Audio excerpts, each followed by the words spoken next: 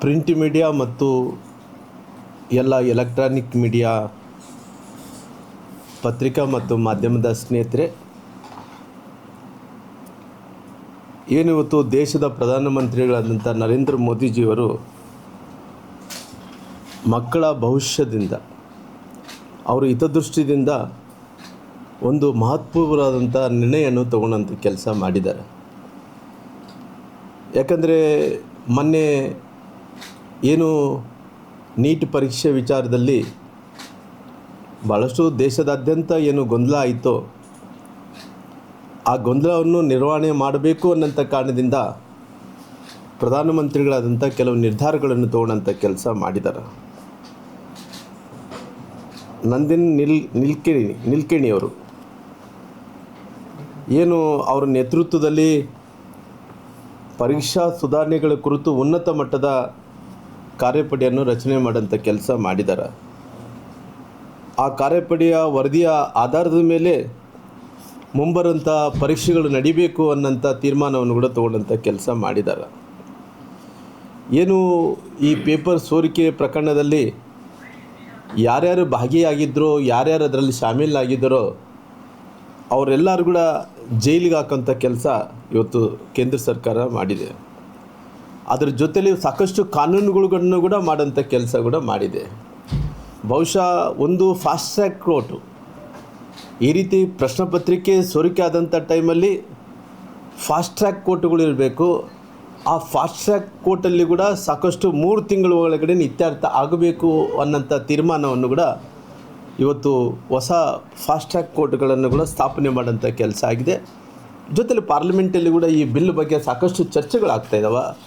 ಇವತ್ತು ಬಹುಶಃ ಪಾರ್ಲಿಮೆಂಟಲ್ಲಿ ಚರ್ಚೆ ಆಗೋಂಥ ಟೈಮಲ್ಲಿ ಮೊನ್ನೆ ಪ್ರಧಾನಮಂತ್ರಿಗಳು ಅವರು ಉಲ್ಲೇಖನ ಮಾಡೋಂಥ ಟೈಮಲ್ಲಿ ಏನು ಇವತ್ತು 10 ವರ್ಷಗಳ ಕಾಲ ಜೈಲು ಶಿಕ್ಷೆ, 10 ಲಕ್ಷ ರೂಪಾಯಿ ದಂಡ, ಸಾಕಷ್ಟು 10 ಕೋಟಿ ದಂಡ, ನಂತರ ಸಾಕಷ್ಟು ನಿಯಮಾವಳಿಯನ್ನು ಕೂಡ ಮಾಡೋಂಥ ಕೆಲಸ ಮಾಡಿದ್ರೆ ಮುಂದಕ್ಕೆ ಇದನ್ನು ಎಂಥ ಪರಿಸ್ಥಿತಿಯಲ್ಲೂ ಕೂಡ ಅದು ಮರಳು ಕಳಿಸ್ಬಾರ್ದು ಅನ್ನೋಂಥ ಕಾರಣದಿಂದ ಇವತ್ತು ನಂದನ್ ನಿಲ್ಕೇಣಿ ಅವರ ನೇತೃತ್ವದಲ್ಲಿ ಒಂದು ದೊಡ್ಡ ತಂಡವನ್ನು ಕೂಡ ನೇತೃತ್ವವನ್ನು ಕೂಡ ವಹಿಸೋಂಥ ಕೆಲಸ ಮಾಡಿದ್ದಾರೆ. ಇವತ್ತು ಸಂಸತ್ತಿನಲ್ಲಿ ಕಠಿಣವಾದಂಥ ಕಾನೂನು ಅಂಶಗಳನ್ನು ಕೂಡಿದಂಥ ಶಾಸನಬದ್ಧವಾದಂಥ ಒಂದು ತರಬೇಕು ಅನ್ನೋಂಥ ಪ್ರಯತ್ನ ಏನು ಮಾಡ್ತಾಯಿದ್ದಾರೋ ದೇಶದ ಪ್ರಧಾನಮಂತ್ರಿಗಳಂಥ ನರೇಂದ್ರ ಮೋದಿಜಿಗಳು ಮಕ್ಕಳ ಭವಿಷ್ಯದ ಹಿತದೃಷ್ಟಿದಿಂದ ಅವರು ಪ್ರಮುಖವಾದಂಥ ಹೆಜ್ಜೆ ಇಡೋಂಥ ಕೆಲಸ ಕೂಡ ಮಾಡಿದ್ದಾರೆ. ಇವತ್ತು ನಾನೇನು ಹಿಂದಕ್ಕೆ ಹೋಗಿ ಯಾವುದು ಹಿಂಗಾಯಿತು, ಅವ್ರ ಕಾಲದಲ್ಲಿ ಹಿಂಗಾಯಿತು ಅದರ ಬಗ್ಗೆ ಯಾವುದೇ ಉಲ್ಲೇಖನೆ ಮಾಡೋಕ್ಕೋಗಲ್ಲ.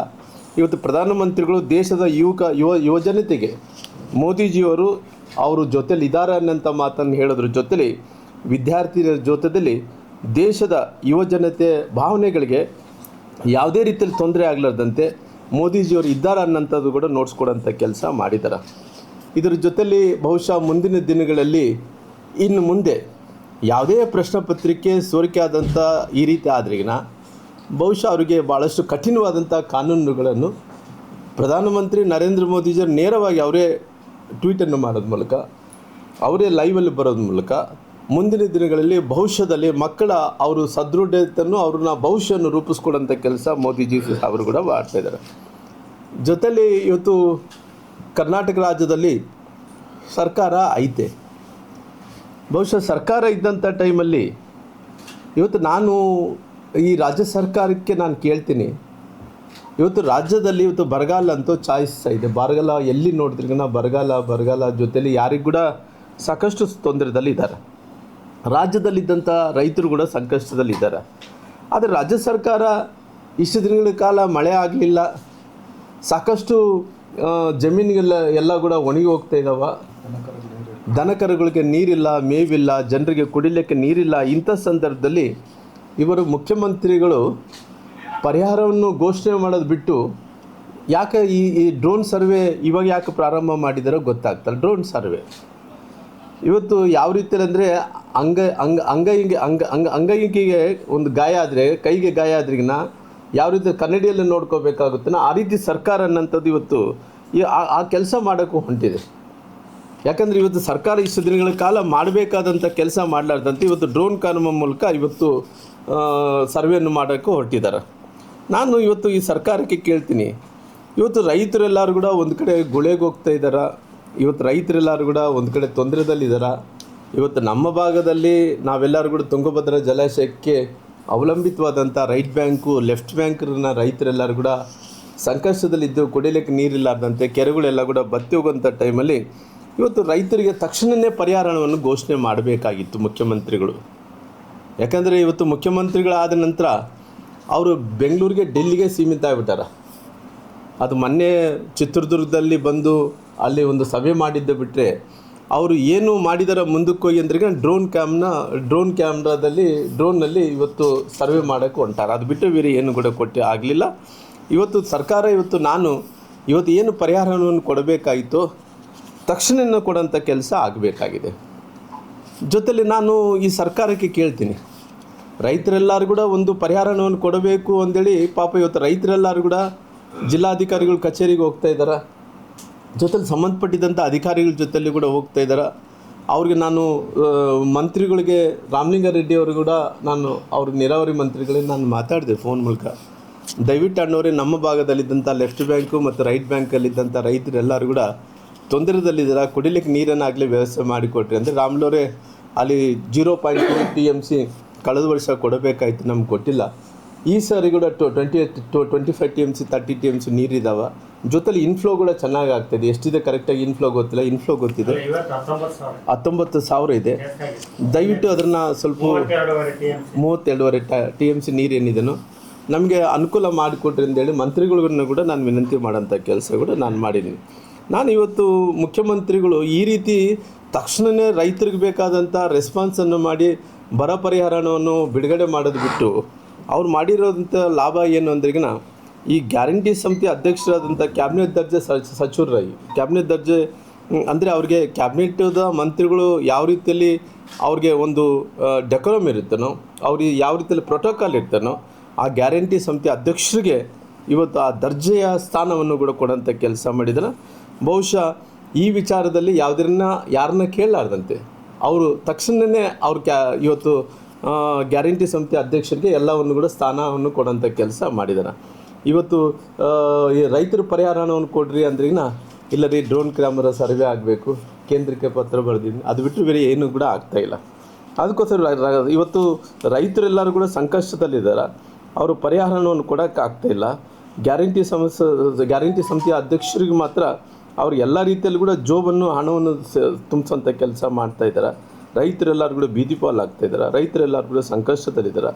ರೈತರ ಪಾಲಿಗೆ ಎಳೆನೀರು ಬಿಟ್ಟಂಥ ಕೆಲಸ ಇವತ್ತು ಸರ್ಕಾರ ಕೂಡ ಮಾಡ್ತಾಯಿದೆ. ಜೊತೆಲಿ ಈ ಸರ್ಕಾರದಲ್ಲಿ ಯಾರು ಖುಷಿಯಾಗಿರೋದಂಥದ್ದು ಈ ನಾಡಿನ ಜನರು ಯಾರು ಕೂಡ ಖುಷಿಯಾಗಿಲ್ಲ. ಈ ನಾಡಿನ ಜನರು ರೈತರೆಲ್ಲರೂ ಕೂಡ ಗೋಳಾಕ್ಕೊತಾ ಇದ್ದಾರೆ. ಇವತ್ತು ಬಡವರೆಲ್ಲರೂ ಕೂಡ ಗೊಳೆಗೆ ಹೋಗ್ತಾ ಇದ್ದಾರೆ. ಯಾವುದೇ ಅಭಿವೃದ್ಧಿ ಕೆಲಸಗಳು ಆಗ್ತಾಯಿಲ್ಲ. ಅಭಿವೃದ್ಧಿ ಕೆಲಸಗಳೆಲ್ಲ ಗುಂಡೋಗ್ತಿದ್ದ ಒಂದೇ ಒಂದು ಖುಷಿ ಇರೋದಪ್ಪ ಅಂದ್ರಿಗಿನ ಈ ಗ್ಯಾರಂಟಿ ಸಮಿತಿಯ ಸದಸ್ಯರೇನು ಮಾಡ್ಕೊಂಡಾರಲ್ಲ, ಈ ಗ್ಯಾರಂಟಿ ಸಮಿತಿಯ ಸದಸ್ಯರ ಜೊತೆಲಿ ಅಧ್ಯಕ್ಷರು ಖುಷಿಯಾಗಿದ್ದಾರೆ. ಅವರು ಗ್ಯಾರಂಟಿ ಸಮಿತಿಯ ಅಧ್ಯಕ್ಷರು ಖುಷಿಯಾಗಿದ್ದಾರೆ. ಜೊತೆ ಉಪಾಧ್ಯಕ್ಷರು ಜೊತೆಲಿ ಅವ್ರಿಗೆ ಏನು ಇವತ್ತು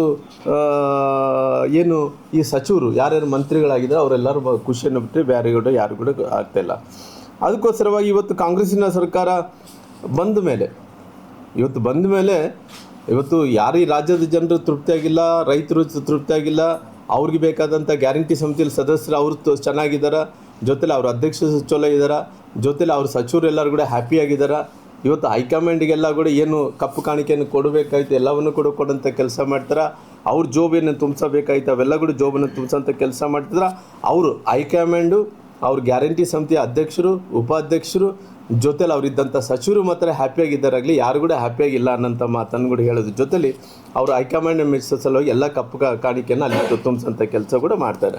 ನಾನು ಕೇಳ್ತಾ ಇದ್ದೀನಿ ಅದು ಭಾರತ್ ಜೋಡೋ ಕ್ಲಬ್ಗಳು ಮಾಡಿ ಆದಷ್ಟು ಮತ್ತೆ ಇಡೀ ಜಿಲ್ಲಾ ಮಟ್ಟದಲ್ಲಿ ಅಲ್ಲ ಮಾಡಬೇಕೆಂದ್ರೆ 15,000 ಕೋಟಿ ರಿಲೀಸ್ ಕೂಡ ಮಾಡಿದ್ದಾರೆ ರೀ.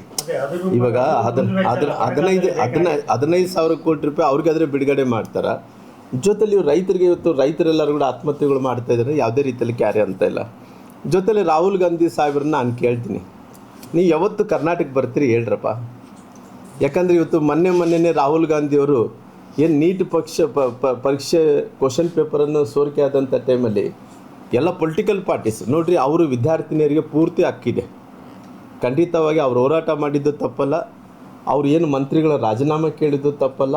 ಆದರೆ ಅವ್ರ ಹೋರಾಟದ ನಿಂದನೆ ಪ್ರಧಾನಮಂತ್ರಿಗಳು ಮಕ್ಕಳ ಜೊತೆಲಿ ಇದ್ದೀನಿ, ವಿದ್ಯಾರ್ಥಿನಿಯರ ಜೊತೆಲಿ ಇದ್ದೀನಿ ಅನ್ನೋಂಥ ಕಾರಣದಿಂದ ದೇಶದಲ್ಲಿ ಕೆಲವೊಂದು ಈ ಫಿಡಲ್ ಸಿಸ್ಟಮ್ನ ನಾಯಕರಿದ್ದಾರೆ ನೋಡು, ದೇಶದಲ್ಲದಂಥ ಯುವಕರನ್ನ ದಾರಿ ತಪ್ಪಿಸಬಾರ್ದು ಅನ್ನೋಂಥ ಕಾರಣದಿಂದ ಪ್ರಧಾನಮಂತ್ರಿಗಳು ಧರ್ಮೇಂದ್ರ ಪ್ರಧಾನ್ ನಿರ್ಧಾರ ತೊಗೊಂಡು ನಮ್ಮ ಕ್ಯಾಬಿನೆಟ್ ಸಚಿವರು ಎಲ್ಲರಿಗೂ ನಿರ್ಧಾರ ತೊಗೊಂಡು ರಾಜೀನಾಮೆಯನ್ನು ಕೊಡಿಸಿದ್ದಾರೆ.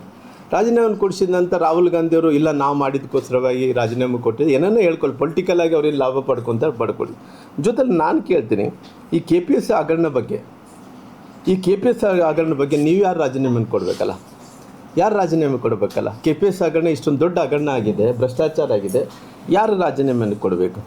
ಇವತ್ತು ದೆಹಲಿಯಲ್ಲಿದೆ ಪ್ರತಿಭಟನೆ ಮಾಡಿದಂಥ ರಾಹುಲ್ ಗಾಂಧಿಯವರು ಇವತ್ತು ಕರ್ನಾಟಕ ಹೋಗಿ ಬರ್ತೀರಂದೇಳಿ ತಾವು ಹೇಳಬೇಕಲ್ಲ. ನಾನು ಕೇಳ್ತೀನಿ, ಇವತ್ತು ಮೊನ್ನೆ ಡೆಲ್ಲಿ ಪ್ರತಿಭಟನೆ ಸಂದರ್ಭದಲ್ಲಿ ಏನು ರಾಹುಲ್ ಗಾಂಧಿ ಇದ್ದಲ್ಲ, ರಾಹುಲ್ ಗಾಂಧಿ ಏನು ಕಾರ್ ಇತ್ತು ಆ ಕಾರ್ ಹಿಂದ್ಗಡೆ ನಮ್ಮ ಮುಖ್ಯಮಂತ್ರಿಗಳು ಬಾಡಿಗಾರ್ಡ್ ಥರ ಓಡೋಗ್ತಿದ್ದ. ಅವರು ರಾಹುಲ್ ಗಾಂಧಿ ಕಾರ್ ಹಿಂದ್ಗಡೆ ಬಾಡಿಗಾರ್ಡ್ ಥರ ಓಡೋಡಿ ಹೋಗ್ತಿದ್ದ. ಈ ಓಡೋಡಿ ಹೋಗೋದ ರೀತಿಯಲ್ಲಿ ನೋಡಿದಂಥ ಟೈಮಲ್ಲಿ ಯಾರನ್ನ ಬಾಡಿಗಾರ್ಡ್ ಏನೋ ಅಂದ್ಕೊಂಡು ಆದ ಮುಖ್ಯಮಂತ್ರಿ ಕೂಡ ಓಡೋಗ್ತಿದ್ದಾನೆ ರಾಹುಲ್ ಗಾಂಧಿ ಕಾರ್ ಹಿಂದ್ಗಡೆ. ಆ ರೀತಿ ಓಡೋಗಂಥ DK ಶಿವಕುಮಾರ್ ಅವರು ಇವತ್ತು ಇಷ್ಟೊಂದು ದೊಡ್ಡ ಭ್ರಷ್ಟಾಚಾರ ಆಗಿದೆ, ಇದ್ರ ಬಗ್ಗೆ ನೀವು ಸ್ಪಷ್ಟೀಕರಣ ಕೊಡ್ರಲ್ಲ. ಇಷ್ಟು ಭ್ರಷ್ಟಾಚಾರ ಆದ ನಂತರ ನೀವು ಮುಖ್ಯಮಂತ್ರಿಗಳು ರಾಜೀನಾಮೆ ಕೊಡ್ತೀರಾ? ಇಲ್ಲಿದ್ರೆ ಅವನು ಪ್ರಿಯಾಂಕಾ ಖರ್ಗೆ ಇದನ್ನು ನೋಡಿ ಗೃಹ ಮಂತ್ರಿಗಳು, ಅವರು ರಾಜೀನಾಮೆ ಕೊಡ್ತಾರೆ. ಯಾಕೆ ಭಾಳಷ್ಟು ನೀತಿ ಪಾಠ ಮಾಡ್ತಾರೆ. ಇಲ್ಲ ನಮ್ಮ ಒತ್ತಾಯದಿಂದಲೇ ಅಲ್ಲಿ ರಾಜೀನಾಮೆ ಆಯಿತು, ನಮ್ಮ ಹೋರಾಟದಿಂದಲೇ ರಾಜೀನಾಮೆ ಆಯಿತು. KPSC ಹಗರಣ ಇಷ್ಟೊಂದು ದೊಡ್ಡ ಭ್ರಷ್ಟಾಚಾರ ಆಗಿದೆ, ಬ್ರಹ್ಮಾಂಡ ಭ್ರಷ್ಟಾಚಾರ ಆಗಿದೆ. ಯಾರನ್ನ ಇವತ್ತು ನೀವು ರಾಜೀನಾಮೆ ಕೊಡಿಸಿ? ಮುಖ್ಯಮಂತ್ರಿಯನ್ನ ರಾಜೀನಾಮೆ ಕೊಡಲಿ, ಇಲ್ಲಿದ್ದ ಗೃಹ ಮಂತ್ರಿಗಳನ್ನ ರಾಜೀನಾಮೆ ಕೊಡಲಿ, ಇಲ್ಲ ಅವ್ರು ಸಂಬಂಧಪಟ್ಟಿದಂಥ ಶಿಕ್ಷಣ ಸಚಿವರನ್ನಾಗಲಿ ಅವ್ರಿಗೆ ಸಂಬಂಧಪಟ್ಟಿದಂಥ ಮಂತ್ರಿಗಳನ್ನಾಗಲಿ ಕೊಡಲಿ. ಅದಕ್ಕೂ KPSC ಹಗರಣ ವಿಚಾರದಲ್ಲಿ ನೋಡಿದಂಥ ಟೈಮಲ್ಲಿ KPSCಯಲ್ಲಿ ಪರೀಕ್ಷೆ ಬರೆದಂಥ ಮಕ್ಕಳು ಇವತ್ತು ಅವ್ರ ಭವಿಷ್ಯಕ್ಕೆ ಯಾರು ಹೊಣೆಗಾರರಾಗ್ತೀರಿ? ಜೊತೆಲಿ ಇಷ್ಟೊಂದು ಭ್ರಷ್ಟಾಚಾರ ಆದಂಥ ಟೈಮಲ್ಲಿ ಕೂಡ ಎಲ್ಲ ವಿದ್ಯಾರ್ಥಿನಿಯರು ಹೋಗಿ ಪೊಲೀಸ್ ಸ್ಟೇಷನ್ದಲ್ಲಿ ಕುಂತು ಕಂಪ್ಲೇಂಟನ್ನು ಕೊಡಬೇಕೆಂದೇಳಿ ಕುಂತಂಥ ಟೈಮಲ್ಲಿ ಈ ಸರ್ಕಾರ ಎಷ್ಟು ಬೇಜವಾಬ್ದಾರಿ ತೊಗೊಂಡ್ರಿ. 3 ತಾಸುಗಳ ಕಾಲ 3 ಗಂಟೆಗಳ ಕಾಲ ದೂರು ಸ್ವೀಕಾರ ಮಾಡೋ ಸಲುವಾಗಿ ಕಂಪ್ಲೇಂಟನ್ನು ಸ್ವೀಕಾರ ಮಾಡೋ ಸಲುವಾಗಿ 3 ತಾಸು ಕೊಡ್ತಾರೆ. ಈ 3 ತಾಸನ್ನ ಅರ್ಥ ಏನು? ಮಕ್ಕಳನ್ನ ಕಂಪ್ಲೇಂಟನ್ನು ಕೊಡೋಕೆ ಹೋದಂಥ ಮಕ್ಕಳನ್ನು 3 ತಾಸು ಪೊಲೀಸ್ ಸ್ಟೇಷನ್ದಲ್ಲಿ ಕುಡಿಸ್ಕೊತೀರಂದ್ರಿಗಿನ ಇದ್ರ ಜವಾಬ್ದಾರಿ ಯಾರು ಹೊಣೆಗಾರಿಕೆಯನ್ನು ಹೊತ್ತಬೇಕಾಗಿದೆ? ಇದು ಪೊಲೀಸ್ ಸ್ಟೇಷನ್ದಲ್ಲಿ ರಿಜಿಸ್ಟ್ರ್ ಮಾಡಬೇಕು ಅಂತ ಹೋದಂಥ ಟೈಮಲ್ಲಿ ಅವ್ರ ಮೇಲೆ ಒತ್ತಡ ಇರೋಂಥ ಕೆಲಸ ನೀವು ಮುಖ್ಯಮಂತ್ರಿಗಳು ಮಾಡಿದರೆ, ಗೃಹ ಮಂತ್ರಿಗಳು ಮಾಡಿದರೆ ಇದನ್ನು ಸ್ಪಷ್ಟೀಕರಣ ಕೊಡೋಂಥ ಕೆಲಸ ಮುಖ್ಯಮಂತ್ರಿಗಳು ಮಾಡಬೇಕು ಅನ್ನೋಂಥ ನಾನು ಕೂಡ ಅವ್ರಿಗೆ ಆಗ್ರಹಿಸ್ತೀನಿ. ಜೊತೆಲಿ ವಿದ್ಯಾರ್ಥಿನಿಯರು ಒಂದು ಕಡೆ ದೂರು ಸ್ವೀಕಾರ ಮಾಡೋಂಥ ಟೈಮಲ್ಲಿ ಲೇಟು ಮಾಡಿದ್ದಾರೆ, 3 ತಾಸುಗಳ ಕಾಲ ಅವರು ಕೂಡಿಸ್ಕೊಂಡಿದ್ದಾರೆ, ಅವ್ರಿಗೆ ತೊಂದರೆಯನ್ನು ಮಾಡ್ತಾರೆ. ಈ ಸರ್ಕಾರ ಯಾವುದೇ ರೀತಿಯಲ್ಲಿ ಕೂಡ ಕಿಮ್ಮತ್ತು ಕೊಡ್ತಾ ಇಲ್ಲ. ಅದಕ್ಕೋಸ್ಕರವಾಗಿ ಇವತ್ತು ರಾಹುಲ್ ಗಾಂಧಿಯವ್ರನ್ನ ನಾನು ಬರಲಿಕ್ಕೆ ಹೇಳ್ತೀನಿ. ಯಾಕಂದ್ರೆ ನೀಟ್ ಪರೀಕ್ಷೆದಲ್ಲಿ ಭಾಳ ದೊಡ್ಡ ಹೋರಾಟ ಮಾಡಿದಾರಲ್ಲ, ನಿಮ್ಮ ಸರ್ಕಾರದಲ್ಲಿ ಇವತ್ತು ಬ್ರಹ್ಮಾಂಡ ಭ್ರಷ್ಟಾಚಾರ ಇದೆ. ಇವತ್ತು KPSC ಪರೀಕ್ಷೆಯಲ್ಲಿ ವಿದ್ಯಾರ್ಥಿನಿಯರಿಗೆ ಭಾಳಷ್ಟು ತ್ರಾಸಾಗಿ ಅವ್ರಿಗೆ ಯಾವುದೇ ರೀತಿಯಲ್ಲಿ ಏನು ನ್ಯಾಯ ಸಿಗಬೇಕಾಗಿದೆ ಸಿಕ್ಕಿಲ್ಲ. ದಯವಿಟ್ಟು ಕರ್ನಾಟಕ ಕೂಡ ಬಂದು ರಾಹುಲ್ ಗಾಂಧಿಯವರು ಪ್ರತಿಭಟನೆ ನಾನು ಮಾಡಬೇಕು ಅನ್ನೋಂಥ ಒತ್ತಾಯವನ್ನು ಕೂಡ ಮಾಡ್ತೀನಿ. ನಾನು ನೋಡ್ತಾ ಇದ್ದೆ, ನಾನು ನಿನ್ನೆ ಸಿದ್ದರಾಮಯ್ಯ ಸಾಹೇಬರ ಹೇಳಿಕೆಯನ್ನು ಕೂಡ ನೋಡ್ತಾ ಇದ್ದೆ. 2028 ಚುನಾವಣೆಗೆ ನಾನು ವಿಧಾನಸಭೆ ಚುನಾವಣೆಯಲ್ಲಿ ಸ್ಪರ್ಧೆ ಮಾಡೋದಿಲ್ಲ ಅನ್ನೋಂಥ ಮಾತು ಮಾಜಿ ಮುಖ್ಯಮಂತ್ರಿಗಳಂತ ಸಿದ್ದರಾಮಯ್ಯರು ಹೇಳಿದ್ದಾರೆ. ಅವರು ರಾಜಕೀಯವಾಗಿ 2028ಗೆ ನಾನು ರಾಜಕೀಯವಾಗಿ ನಿವೃತ್ತ ಆಗ್ತೀನಿ, ರಾಜಕಾರಣದಲ್ಲಿ ನಿಲ್ಲಲ್ಲ ಅನ್ನೋದಿದ್ರೆ ಭಾಳ ಚೆನ್ನಾಗಿರ್ತಿತ್ತು. ಅವ್ರು ಹೇಳಿದಂಥ ಮಾತೇನು? ಮಾಜಿ ಮುಖ್ಯಮಂತ್ರಿಗಳು ರಾಜಕೀಯ ತುಂಬ ಕಲುಷಿತವಾಗಿದೆ ಅಂದರೆ ನಾನು ಕೇಳ್ತೀನಿ. ಇವತ್ತು DK ಶಿವಕುಮಾರ್ ಅವರು ಮುಖ್ಯಮಂತ್ರಿಗಳು ಆದ ಮೇಲೆ ಅವ್ರಿಗೆ ಯಾಕೆ ಈ ರೀತಿ ಅನಿಸುತ್ತೆ ಅನ್ನೋದು ಒಂದು ಕೂಡ ಗೊತ್ತಿಲ್ಲ. ಯಾಕೆಂದರೆ ರಾಜಕೀಯ ಕಲುಷಿತ ಆಗಿದೆ ಅಂದ್ರಿಗಿನ ಅವರು 2023ರಲ್ಲಿ ಮುಖ್ಯಮಂತ್ರಿ ಆದ ನಂತರ ಅಲ್ಲಿ ಕಲುಷಿತ ಆಗಿದ್ದಿಲ್ಲನ. ಈಗ ಮುಖ್ಯಮಂತ್ರಿಗಳು ಶಿವಕುಮಾರ್ ಆದ ನಂತರ ರಾಜಕೀಯ ಭಾಳಷ್ಟು ಕಲುಷಿತವಾಗಿದೆ. ಈ ಕಲುಷಿತ ಆಗಿದೆ ಅಂದ್ರಿಗಿನ ಅವ್ರಿಗೆ ಏನನ್ನ ಮುಖ್ಯಮಂತ್ರಿಗಳು ಶಿವಕುಮಾರ್ ಆದ ನಂತರ ಈ ರೀತಿ ಅನಿಸುತ್ತದೆ ಅನ್ನೋದಂತೇಳಿ ನನಗೇನು ಗೊತ್ತಿಲ್ಲ.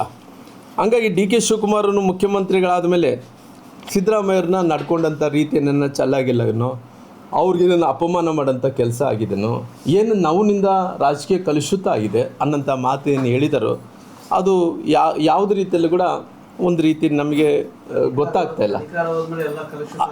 ಅಧಿಕಾರ ಹೋದ್ಮೇಲೆ ಈ ರೀತಿ ಕಲುಷಿತ ಆಗಿದೆನಾ ಇಲ್ಲ ಅಂದ್ರೆ ಅವ್ರು ಏನನ್ನ ಡಿ ಕೆ ಶಿವಕುಮಾರರು ಮುಖ್ಯಮಂತ್ರಿ ಆದಮೇಲೆ ಕಲುಷಿತ ಆಗಿದೆನಾ ಮುಂದಕ್ಕೆ ರಾಜಕೀಯ ನಿವೃತ್ತಿ ಆಗ್ತೀನಿ ಅಂದರೆ ಹೌದಪ್ಪ ನಿವೃತ್ತಿ ಆಗ್ತಾನೆ ಅಂದ್ರೆ ರಾಜಕೀಯನೇ ಕಲುಷಿತ ಆಗಿದೆ ಅಂತ ಮಾತು ಹೇಳಿದ್ರಿಂದ ಎಲ್ಲೋ ಒಂದು ಕಡೆ ಅಸಮಾಧಾನ ಇದೆ ಅನ್ನೋಂಥ ವಿಚಾರವನ್ನು ಕೂಡ ಅವ್ರಿಗೆ ಹೇಳೋಂಥ ಕೆಲಸಗಳು.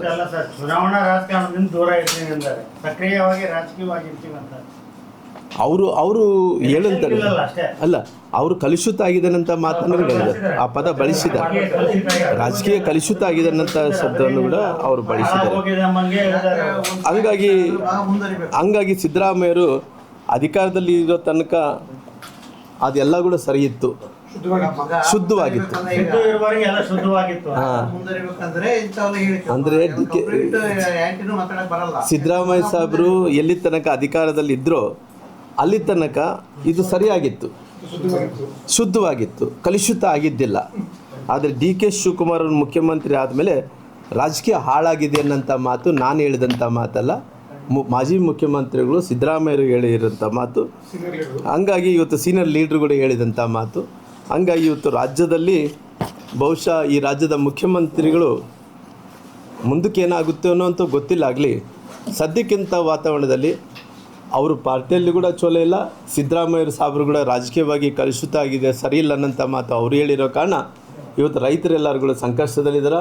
KPS ಹಗರಣ ಏನಾಗಿದೋ ಅದರ ಬಗ್ಗೆ ಹೋರಾಟ ಮಾಡೋ ಸಲುವಾಗಿ ರಾಹುಲ್ ಗಾಂಧಿ ಅವರು ಕೂಡ ಬರಬೇಕು, ಆ ಹೋರಾಟವನ್ನು ಕೂಡ ಮಾಡಬೇಕು. ನಮ್ಮ ಕರ್ನಾಟಕ ರಾಜ್ಯದಂಥ ಮಕ್ಕಳು ಕೂಡ ಅವ್ರಿಗೆ ನ್ಯಾಯವನ್ನು ಕೊಡಿಸ್ಬೇಕನ್ನೋಂಥ ಒತ್ತಾಯವನ್ನು ಕೂಡ ಮಾಡ್ತೀನಿ.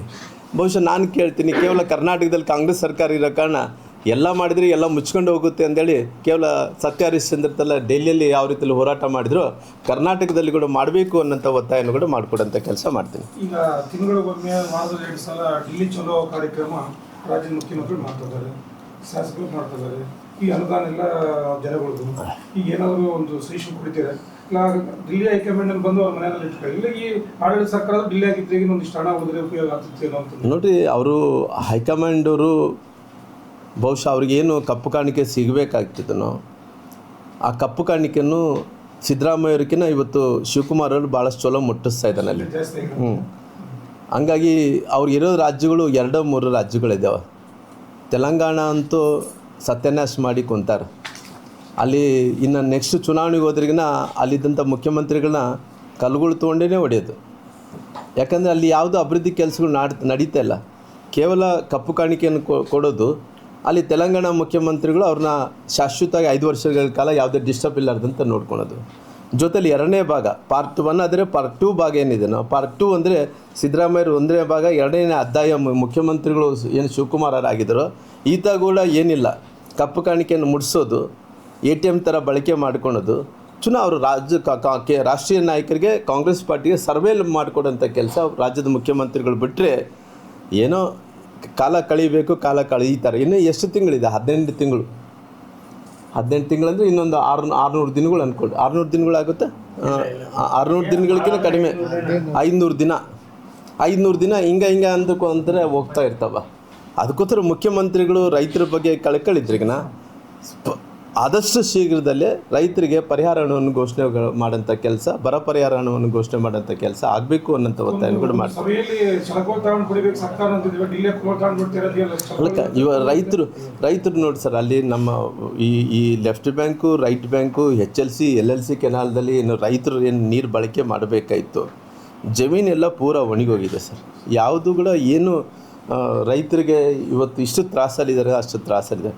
ಮುಖ್ಯಮಂತ್ರಿಗಳು ಡ್ರೋನು ಸರ್ವೆ ಇವಾಗ ಯಾಕೆ ಬೇಕಿದೆ? ಆಲ್ರೆಡಿ ಸ್ಟ್ಯಾಟಿಸ್ಟಿಕ್ಸ್ ಇದೆ, ಜಿಲ್ಲಾಧಿಕಾರಿಗಳೆಲ್ಲ ಸ್ಟ್ಯಾಟಿಸ್ಟಿಕ್ಸ್ ಕೊಟ್ಟಿದ್ದಾರೆ. ಆ ಕೃಷಿ ಇಲಾಖೆ ಸಂಬಂಧಪಟ್ಟಿದ್ದಂಥವ್ರು ಸ್ಟ್ಯಾಟಿಸ್ಟಿಕ್ಸ್ ಅಲ್ಲ ಮಾಡಲಿ ಟೈಮ್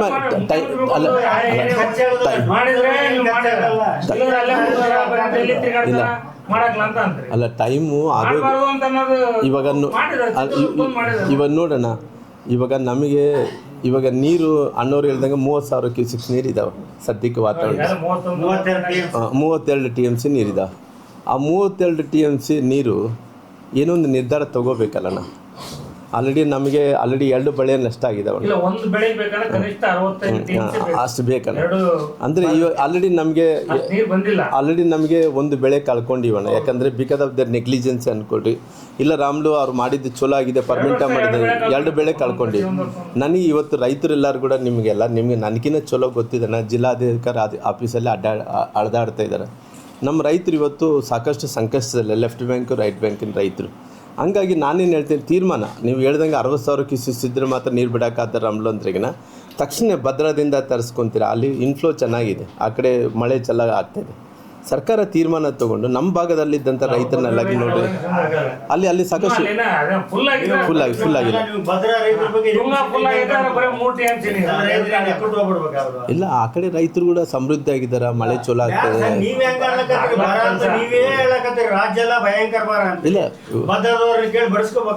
ಇಲ್ಲ ನೋಡೋಣ, ಆ ಕಡೆ ಕೃಷ್ಣ ಮಲಪ್ರಭಾ ಘಟಪ್ರಭಾ ಕಡೆ ಹೋದ್ರೆ ಮಳೆ ಜಾಸ್ತಿ ಆಗ್ತದೆ. ಯಾಕಂದ್ರೆ ಆ ಕಡೆ ಮಹಾರಾಷ್ಟ್ರ ನೀವು ಮೋದಿ ಸಾಹೇಬರು ಮಾಡಿದ್ರೆ ಈ ಪರಿಸ್ಥಿತಿನೇ ಬರ್ತಿದ್ದಿಲ್ಲ. 13 ವರ್ಷ ಕಳೆದ್ಬಿಟ್ರೆ ಆಗಲೇ ಪುಣ್ಯಾತ್ಮರು ಏನೂ ಮಾಡ್ಲಿಲ್ಲ. ಸಮಸ್ಯೆ ಅಲ್ಲಿ ಇರೋದು. ವಾಜಪೇಯಿ ಚಿಂತನೆ ಇತ್ತು, ನದಿ ಜೋಡಣೆ ಆದ್ರೆ ಈ ಪರಿಸ್ಥಿತಿ ಇರ್ತಿರ್ಲಿಲ್ಲ.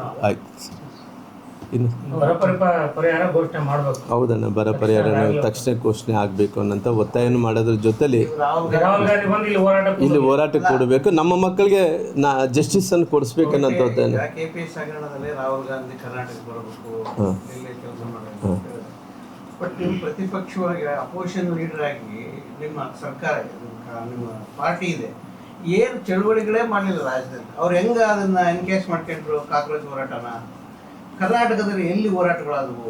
ಎಲ್ಲಿ ಸರ್ಕಾರ ಎಲ್ಲೇನೋ ಒಂದ್ ಕಡೆ ಶೇಕ್ ಮಾಡಂಗ ನೋಡ್ಬಿಡ್ತೀವಿ. ಆಗ ಈಗಂತೂ ಬಿಜೆಪಿ ಏನ್ ಗೊತ್ತಾ, ಸ್ಟೇಟ್ ಸೆಂಟ್ರಲ್ ಕಮಿಟಿಯಿಂದ ಒಂದು ಆದೇಶ ಬರುತ್ತೆ. ಆದೇಶಕ್ಕೆ ಅನುಗುಣವಾಗಿ 1 ಜನ ಸೇರಿ ಪ್ರತಿಭಟನೆ ಮಾಡಿದ್ರೆ ನೀವು ಇಂಡಿವಿಜುವಲ್ ಆಗಿ ಯಾವ್ದು ಮಾಡಲ್ಲ. ಈಗ ಒಂದು ಹೇಳ್ತೀರಿ, ಬಳ್ಳಾರಿಯಲ್ಲಿ ಒಂದು ಫುಟ್ಬಾಲ್ ಕ್ರೀಡಾಂಗಣ, ಸಣ್ಣ ಎಕ್ಸಾಂಪಲ್ ಹೇಳ್ತೀನಿ. ಒಂದು ಫುಟ್ಬಾಲ್ ಹಾಸ್ಟೆಲ್ ಹೋಗಿ ಒಬ್ಬ ಶಾಸಕ ಫೋನ್ ಮಾಡಿದ್ರೆ ವಾಪಸ್ ಬರ್ತಾರೆ. ಇವತ್ತಿಗೂ ಅದು ಫುಟ್ಬಾಲ್ ಹಾಸ್ಟೆಲ್ ವಾಪಸ್ ಬರಲಿಲ್ಲ. ಆದೇಶ ಆಯ್ತು, ಮಕ್ಕಳಲ್ಲೇ ಇದ್ದಾರೆ. ಒಬ್ಬರು ಯಾರು ನಿಮ್ಮ ಲೋಕಲ್ ಲೀಡರ್ಸ್ ಯಾರು ಇದ್ರ ಬಗ್ಗೆ ಮಾತಾಡಲ್ಲ. ಅಪೋಸಿಷನ್ ಪಾರ್ಟಿ ಅವ್ರದ್ದೇನು ಜವಾಬ್ದಾರಿ ಇರೋದ್ರಲ್ಲಿ ಲೋಕಲ್ ಸಮಸ್ಯೆನೂ ಮಾತಾಡಲ್ಲ, ರಾಜ್ಯದ ಸಮಸ್ಯೆನೂ ಮಾತಾಡಲ್ಲ. ಲೋಕಲ್ ಲೀಡರ್ಸ್ ಯಾರಿದ್ದಾರೆ ಅವ್ರು ಜವಾಬ್ದಾರಿ ಯಾಕಂದ್ರೆ ಲೋಕಲ್ ಲೀಡರ್ಸ್ ಅವ್ರು ಈಗ ಅದೇ ಗದಗಿನಾಗ ಆಗಿತ್ತು, ಇದೇ ತರ ಗದಗಿನಾಗ ಆಗಿತ್ತು. 3 ಜಿಲ್ಲೆಗಳಲ್ಲಿ ಹಿಂಗೆ ಆದಾಗ ಒಬ್ಬ MLA ಲೋಕಲ್ ಲೀಡರ್ಸ್ ಮಾತಾಡಿ ನಮ್ಮ ಮಕ್ಕಳಿಗೆ ತೊಂದರೆ ಆಗ್ತದೆ ವಾಪಸ್ ಕರ್ಸ್ಕೊಂಡ್ರು. ಇವತ್ತು ಬಳ್ಳಾರಿ ಮಕ್ಕಳು ವಾಪಸ್ ಬಂದಿಲ್ಲ, ಅಲ್ಲೇ ಇದಾರ. ಇನ್ನೊಂದು ವಾರದ ಹೋದ್ರೆ ಅಡ್ಮಿಷನ್ ಮುಗಿತಾವ. ಮತ್ತೆ ಸರ್ ಬೆಂಗಳೂರಲ್ಲಿ ಫುಟ್ಬಾಲ್, ಬಳ್ಳಾರಿಯಲ್ಲಿ ಫುಟ್ಬಾಲ್ ಕ್ರೀಡಾ ಇದೆ, ಬೆಂಗಳೂರು ಶಿಫ್ಟ್ ಆಯ್ತು. ಬೆಂಗಳೂರು ಶಿಫ್ಟ್ ಆದ್ರೆ ವಾಪಸ್ ಆದೇಶ ಆದ್ಮೇಲೆ ವಾಪಸ್ ಆಯ್ತು. ಮಕ್ಕಳಲ್ಲೇ ಬಿಡ್ತಾ ಇಲ್ಲ. ಆ JD ಒಬ್ರು ಯಾರು ಶೆಟ್ಟಿ ಅಂತ JD ಅವ್ರು ಫೋನ್ ಎತ್ತದಲ್ಲ. ಇಲ್ಲೇ ಲೋಕಲ್ ಲೀಡರ್ ಕೂಡ ಮಾಡಿಸ್ರಿ, ನಾವು ಫೋನ್ ಎತ್ತದಲ್ಲ. ಇನ್ನೊಂದು ಕಾರಣ ಇದೆ ಸರ್, ಬೆಂಗಳೂರು ಬಿಟ್ರೆ ಬಳ್ಳಾರಿಯಾಗ ಇರ್ತದೆ ಫುಟ್ಬಾಲ್. ಬೆಂಗಳೂರಲ್ಲಿ ಇದ್ದಂತ ಹುಡುಗರು ಆಡ್ಲಿಲ್ಲ ಸರಿಯಾಗಿ. ಅದಕ್ಕೆ ಇಲ್ಲೇ ಹುಡುಗರು ಯಾವಾಗ್ಲೂ ಆಡಿ ಪ್ರೈಸ್ ತರ್ತದ್ದು. ನಮ್ಮ ಅದಕ್ಕೆ ಮಾಡಿದ್ರು ಈ ಹುಡುಗರಲ್ಲಿ ಕರ್ಸ್ಕೊಂಬಿಟ್ರೆ ಆಯ್ತಂತ ಅಲ್ಲಿ ಕರ್ಸ್ಕೊಂಬಿಟ್ರೆ ಅದಾಗಿದೆ. ಬಟ್ ಇನ್ನ 20 ಸೆಕೆಂಡ್ ಇಯರ್ ಹುಡುಗರು ಇಲ್ಲೇ ಇದಾರೆ. ಬಟ್ ಫಸ್ಟ್ ಇಯರ್ 20 ಹುಡುಗರು ಈ ವರ್ಷ ಏನು ಅಡ್ಮಿಷನ್ ಆಗಿದ್ದಲ್ಲ, ಅವ್ರು ಇಲ್ಲಿ ಬರ್ಬೇಕು. ನಿಮ್ಮ ಯಾರು ಲೀಡರ್ಗಳಿಗೆ ಸದನದಾಗ ಆದ್ರೂ ಮಾತಾಡಕ್ಕೆ ನಿಮ್ಮ ಅಪೋಸಿಷನ್ ಲೀಡರ್ ಏನ್ ಮಾತಾಡ್ತಾರೋ ಗೊತ್ತಿಲ್ಲ ಸರ್. ಇದು ಸಣ್ಣ ಎಕ್ಸಾಂಪಲ್. ಈ ತರ ಎಷ್ಟು ಇಲಾಖೆಗಳು ಬೇರೆ ಕಡೆ ಶಿಫ್ಟ್ ಆಗ್ಯಾವ. ಒಂದು ಪ್ರಿಯಾಂಕಾ ಬಂದು ಕೂಡಲೇ ಅದು ಯಾವ್ದು ಸ್ಕಿಲ್ ರೇಷ್ಮೆ ಇಲಾಖೆ ಬೆಂಗಳೂರು ವಲಯ ಆಫೀಸು ಗುಲ್ಬರ್ಗ ಶಿಫ್ಟ್ ಮಾಡ್ಕೊಂಡು ಯಾರು ಮಾತಾಡ್ಲಿಲ್ಲ. ನೀವು ಯಾರು ಕೂಡ ಪ್ರತಿಪಕ್ಷ, ಇಲ್ಲಿ ಜಿಲ್ಲೆ ನಮ್ಮ ಬಳ್ಳಾರಿ ಜಿಲ್ಲೆ ಪ್ರತಿಪಕ್ಷ ಲೋಕಲ್ ಸಮಸ್ಯೆ ಬಗ್ಗೆ ತೆರೆಗೆಡಿಸ್ಕೊಂಡಿದ್ದಾರೆ. Thank you. ಸ್ಟೂಡೆಂಟ್ಗೆ ಏನ್ ಇರ್ಬೇಕು ಅನ್ಕೊಂಡಿದ್ದೀರಿ? ಇವಾಗ ನೀಟ್ ಎಕ್ಸಾಮ್ ಇಂದ ಫುಲ್ ತೊಂದರೆ ಆಗಿದೆ, ಮುಂದೆ ಏನ್ ಇರ್ಬೇಕು ಅನ್ಕೊಂಡಿದ್ದೀರಾ ಸರ್? ನೀಟ್ ಎಕ್ಸಾಮ್ ವಿಚಾರದಲ್ಲಿ ಮಕ್ಕಳಿಗೆಲ್ಲರಿಗೂ ಕೂಡ ದೇಶದ ಪ್ರಧಾನಮಂತ್ರಿಗಳಂತ ನರೇಂದ್ರ ಮೋದಿಜಿಯವರು ಯುವಜನತೆ ಏನಿದೆ ಅವ್ರ ಪರವಾಗಿ ಅವರು ಪ್ರಧಾನಮಂತ್ರಿಗಳು ಇದ್ದಾರೆ. ಅವ್ರ ಯುವಜನತೆ ಏನಿದ್ದಾರೋ ವಿದ್ಯಾರ್ಥಿನಿ ಸಲುವಾಗಿ ಅನೇಕವಾದಂಥ ಕಠಿಣವಾದಂಥ ಕಾನೂನುಗಳನ್ನು ತರೋಂಥ ಕೆಲಸ ಪ್ರಧಾನಮಂತ್ರಿಗಳು ಮಾಡ್ತಾಯಿದ್ದಾರೆ. ಜೊತೆಗೆ ಬಹುಶಃ ನಾವು ಈ ಕಾನೂನುಗಳು ಆವಾಗ ಇದ್ದಿಲ್ಲನ ಇವಾಗ ಇದಾವ ಅನ್ನೋದ್ರಿಗಿನ ಆಗಿದ್ದಂಥ ಕಾನೂನುಗಳನ್ನು ಬಿಗಿಯಾಗಿದ್ದಿಲ್ಲ, ಈಗ ಪಾರ್ಲಿಮೆಂಟದಲ್ಲಿ ತಂದು ಅದನ್ನು ಬಿಗಿಯಾಗಿ ಮಾಡೋಂಥ ಕೆಲಸ ಪ್ರಧಾನಮಂತ್ರಿಗಳು ಮಾಡ್ತಾಯಿದ್ದಾರೆ. ಸರ್, ಈಗ CT ರವಿ ಅವರು ಎದೆ ಸೀಳಿದ್ರೆ 3 ಅಕ್ಷರದಿಂದ ಇರ್ತಕ್ಕಂಥ ಮುಲ್ಲಾಗಳು ನೀತಿ ವಿಚಾರದಲ್ಲಿ ಏನ್ ಪ್ರತಿಭಟನೆ ಮಾಡ್ತಾರೆ ಅನ್ನೋ ರೀತಿ ವ್ಯಂಗ್ಯವಾಗಿ ಮಾತಾಡಿದ್ದಾರೆ ಸರ್. ಅದ್ಮೇಲೆ ದೂರ ದಾಖಲಾಗೈತೆ, ಮತ್ತೆ ಕಂಪ್ಲೇಂಟ್ ಅಂದ್ರೆ ನೋಟಿಸ್ ಕೂಡ ರಿಸೀವ್ ಮಾಡ್ಕೊಳ್ಳೋಷ್ಟು ಅವ್ರ ವ್ಯವಧಾನ ಕೂಡ ಇಲ್ಲ ಸರ್. ಅಂದ್ರೆ ಒಂದು ಪ್ರತಿಭಟನೆಯನ್ನ ಒಂದು ಸಮುದಾಯಕ್ಕೆ ಓಲೈಕೆ ಮಾಡಿ ಅಥವಾ ಒಂದು ಸಮುದಾಯವನ್ನ ಹೀಯಾಳಿಸೋ ನಿಟ್ಟಿನಲ್ಲಿ ಮಾತಾಡ್ತಾರೆ ಅಂದ್ರೆ ಇವ್ರಿಗೆ ಯಾವ ರೀತಿ ಯಾವ ಮೂಲೆ ಸೀಮೆ ನಾಯಕರು ಅಂತ ಒಪ್ಕೊಳ್ಳಿಕ್ ಸಾಧ್ಯ ಸರ್? ಇಲ್ಲ, ನಾನು ಅದನ್ನು ಗಮನಿಸಿಲ್ಲ. ನಾನು ನೋಡಿ ತಮಗೆ ಪ್ರತಿಕ್ರಿಯೆ ಕೊಡಂತ. ಯಾಕಂದ್ರೆ ನರೇಂದ್ರ ಮೋದಿ ಅವರು ಇದ್ರ ಬಗ್ಗೆ ಬಹಳ ಪಾಸಿಟಿವ್ ಆಗಿ ರೆಸ್ಪಾನ್ಸ್ ಮಾಡಿದ್ದಾರೆ. ಬಿಜೆಪಿ ಸೀನಿಯರ್ ಲೀಡರ್ ಇಲ್ಲ, ಅದು ನಾನು ಹೊರಗಡೆ ಇದ್ದೆ ಇದ್ರ ಬಗ್ಗೆ. ಆದಂತ ಘಟನೆ ವಿಡಿಯೋ ತುಣುಕ ಇಟ್ಕೊಂಡು ಅದೇ ಜಂತರ್ ಮಂತರ್ಲಾಗಿರ್ತಕ್ಕಂಥ ಘಟನೆ ಅಂತ ಹೇಳಿ ಬಹಿರಂಗವಾಗಿ ಹೇಳಿ ಪ್ರಚೋದನೆ ಕೊಡೋ ರೀತಿಯಲ್ಲಿ ಮಾತಾಡಿ ಸಮಾಜದ ಸ್ವಾಸ್ಥ್ಯ ಹಾಳು ಮಾಡ್ತಾರೆ ಅಂದ್ರೆ ಮತ್ತೆ ಇಲ್ಲ, ಇದ್ರ ಬಗ್ಗೆ ನಾನು ನೋಡಿ ತಮಗೆ ರೆಸ್ಪಾನ್ಸ್ ಅಲ್ಲ, ನಾನು ನೋಡಿಲ್ಲ. ನಾನು ಇದು ನೋಡಿಲ್ಲ ಅಂದ್ಕೋಸ್ಕರ ನಾನು ಅದು ಕರೆಕ್ಟಾಗಿ ಹೇಳೋದು ಸರಿ ಅನ್ಸಲ್ಲ. ನೋಡಿ ನಾನು ಹೇಳ್ತೀನಿ, ನೋಡಿ ಹೇಳಿದ್ರೆ ಕುಂಭಕರ್ಣ ನಿದ್ದೆಯಿಂದ ಎದ್ದು ಮೋದಿ ಅವರು ಇಷ್ಟು ಲೇಟ್ ತಗೊಳಕ್ಕೆ ಏನು ಅವಶ್ಯಕತೆ ಇತ್ತು? 47 ದಿನ ಬೇಕಾಗಿತ್ತ? 24 ಗಂಟೆಲೆ ರಾಜೀನಾಮೆ ಕೊಡಿಸಬಹುದಾಗಿತ್ತು. ನಿದ್ದೆ ಮಾಡ್ತಾ ಇದ್ರು, ತಡವಾಗಿ ಎದ್ದು ರಾಜೀನಾಮೆ ಕೊಡಿಸಿದಾರೆ ಅಂತ. ಇಲ್ಲ, ಇವಾಗ ಪ್ರಧಾನಮಂತ್ರಿಗಳು ದೇಶದಲ್ಲಿ ಯಾವುದೇ ವಿಚಾರವನ್ನು ತೊಗೊಂಡಂಥ ಟೈಮಲ್ಲಿ ಕರೆಕ್ಟ್ ಸಮಯಕ್ಕೆ ಕರೆಕ್ಟ್ ರೆಸ್ಪಾನ್ಸ್ ಮಾಡೋಂಥ ಕೆಲಸ ಮಾಡ್ತಾರೆ. ಇವತ್ತು ಪ್ರಧಾನಿಗಳು ರಾಜೀನಾಮೆ ಕೊಡಬೇಕು ಅನ್ನೋಂಥ ವಿಚಾರ ಬಂದಂಥ ಟೈಮಲ್ಲಿ ಇವತ್ತು ಎಲ್ಲೋ ಒಂದು ಕಡೆ ಯುವಕರನ್ನ ಈ ಕಾಂಗ್ರೆಸ್ನ ನಾಯಕರು, ಇತರ ಪಕ್ಷದ ನಾಯಕರೆಲ್ಲರೂ ಕೂಡ ದೇಶದಲ್ಲಿ ಗಲಭೆ ಮಾಡೋದ್ರ ಮೂಲಕ ದೇಶದಲ್ಲಿದ್ದಂಥ ಒಂದು ಹಿಂಸೆ